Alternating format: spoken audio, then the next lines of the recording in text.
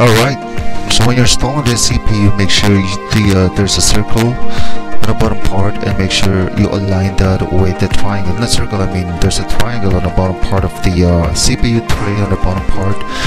Make sure you align it on the tray as well on the motherboard. Alright, so this time we're going to install the CPU fan, and we need to remove the brackets on the motherboard, and we need to unscrew this, and after that we can install the CPU fan that came with the processor, the Ryzen processor.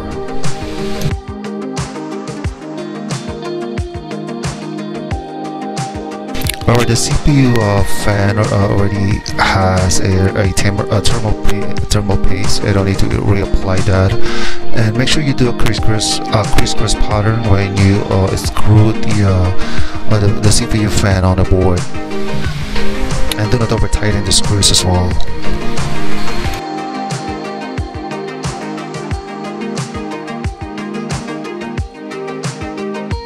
Alright, now this time we're installing our RAM. We have a 16 gigabytes, 36 megahertz Lexar H RAM.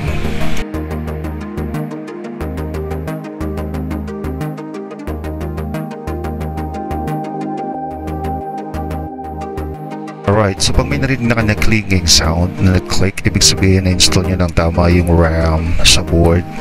Alright, awesome.